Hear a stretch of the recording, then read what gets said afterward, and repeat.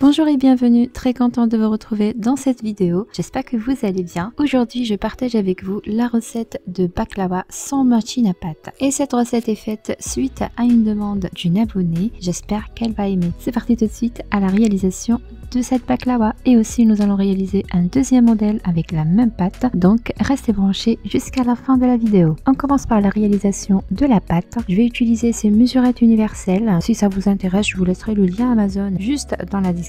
J'ai besoin de 4 mesures de farine et une bonne pincée de sel. Et avec la même mesure, je prends 3/4 de semaine. C'est du beurre clarifié fondu.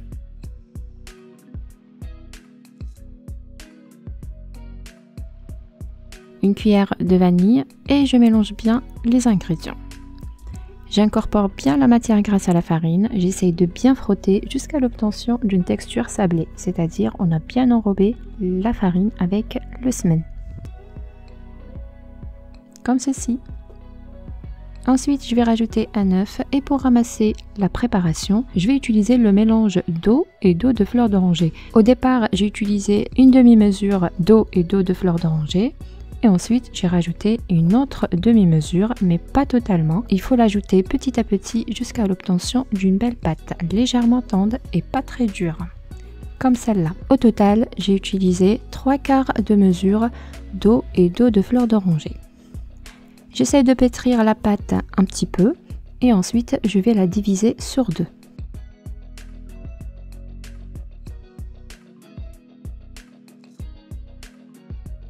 Et je vais conserver ces deux boules de pâte dans un sac de congélation et je vais la laisser de côté se reposer. Et en attendant, on va préparer la farce de baklava. J'ai ici des amandes que j'ai légèrement torréfiées et hachées. Dans mon bol, je mets 3 mesures d'amandes.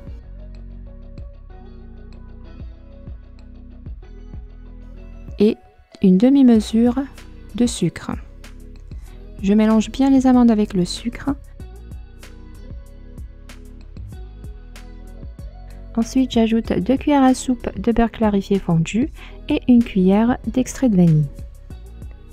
Je mélange bien et ensuite je vais rajouter le de fleur d'oranger petit à petit jusqu'à l'obtention d'une texture légèrement sablée, comme la montre la vidéo.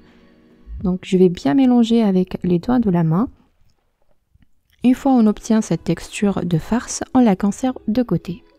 Maintenant c'est parti, nous allons travailler notre pâte de baklava. C'est une nouvelle technique, très facile à réaliser et surtout c'est très rapide à le faire. Je prends la première boule de pâte, je vais l'étaler sur un plan fariné avec la maïzena. Donc pour le déroulement de cette pâte de baklava, on n'utilise que la maïzena pour avoir un bon feuilletage. J'étale la pâte en rectangle le plus fin possible, à une épaisseur de 1,5 à 2 mm maximum. Une fois c'est bien étalé, je la saupoudre légèrement avec la maïzena pour la plier de cette manière et la conserver de côté.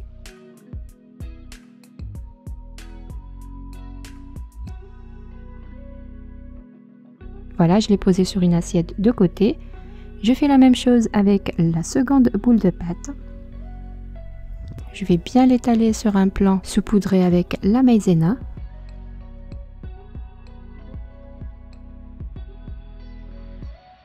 Voilà, une fois c'est bien étalé, voici l'épaisseur de près. Maintenant je saupoudre la surface avec la maïzena, j'essaie de la saupoudrer partout, comme ceci. Et après je récupère la première pâte étalée et je la pose par-dessus. Voilà, j'essaye de les coller entre elles, surtout les extrémités. Si besoin, j'étale légèrement la pâte pour les coller ensemble. Cette pâte est très facile à manipuler.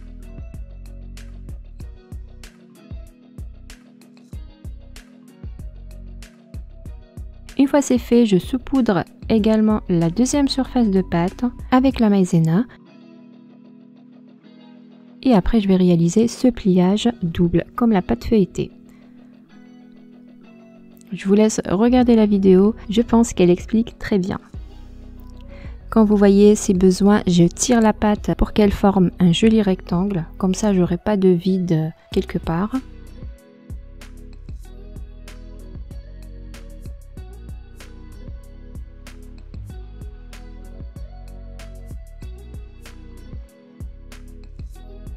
Et entre chaque pliage, je saupoudre la pâte avec la maïzena.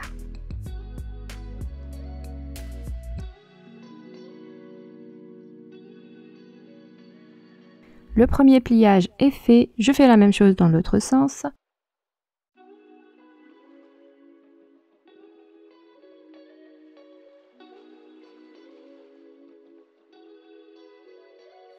Voilà, et c'est déjà terminé. Notre pâte de baklawa est prête.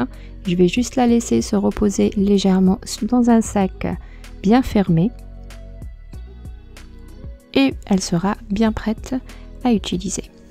Un petit repos bien mérité de 20 minutes. Après repos, on va étaler la pâte le plus fin possible aussi. Donc on va former un grand rectangle car nous allons diviser cette pâte sur 2 pour former la baklawa.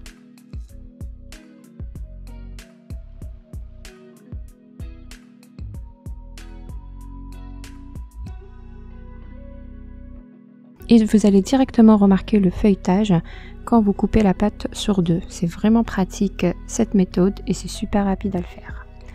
Je prends mon plateau. Pour les dimensions de mon plateau, c'était 27 x 32 cm. Voilà, je divise ma pâte sur 2. Je conserve une partie de côté et ensuite je vais badigeonner mon plateau avec du beurre clarifié fondu.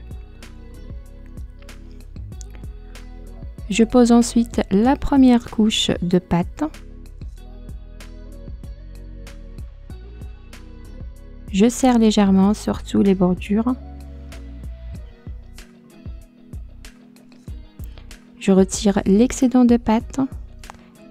Et voilà, comme je vous ai dit, avant la cuisson, on remarque très bien le feuilletage. Je conserve les chutes de côté, vous allez voir, on ne les jette pas. Si vous me suivez et vous me connaissez, je ne jette jamais la pâte, toujours je recycle.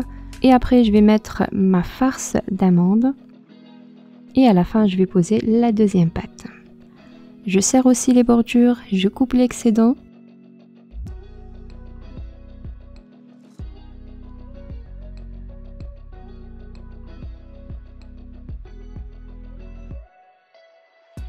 Et c'est parti, on va découper notre baklawa. De mon côté, c'est une forme carrée, mais vous pouvez choisir d'autres formes pour la baklawa, comme des losanges, des rectangles, etc. C'est quand vous voulez. Moi, pour que ça soit très facile, j'ai utilisé cette règle et j'ai pris les dimensions de la règle pour mon rectangle. Voilà, comme ça la découpe est super rapide.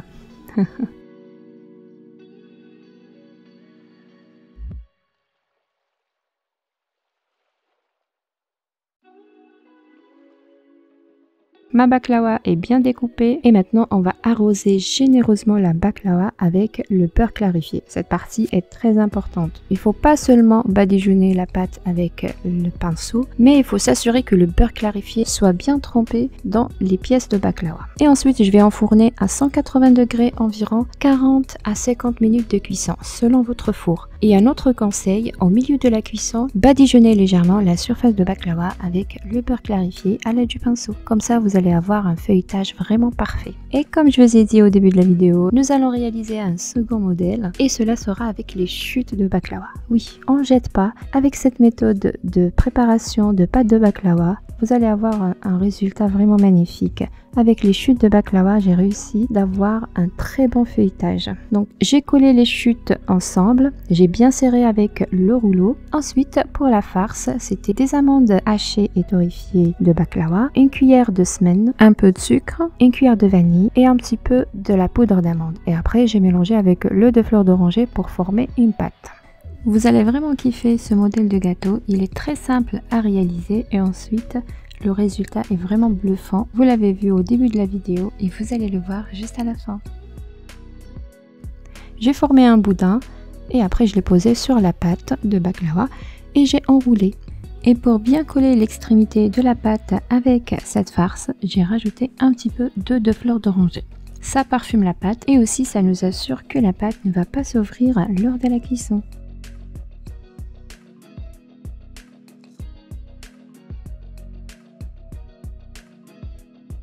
Et au final, j'ai découpé. On ne découpe pas jusqu'à la fin. On découpe juste 3/3 de la pièce. On laisse le boudin bien collé.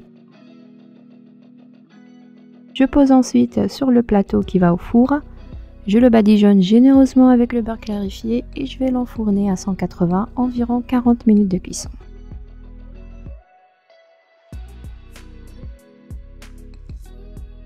Voici notre plateau de baklawa est bien prêt et bien doré. Juste à la sortie du four, je vais l'arroser avec le miel de fleurs.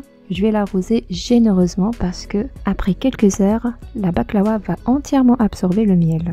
Au total, pour mon plateau, ça m'a pris 800 g environ de miel. Et juste un petit conseil, moi juste après avoir arrosé la baklawa, je l'ai couvert avec un film alimentaire. C'est une grosse connerie parce que ça colle, donc évitez de faire ça.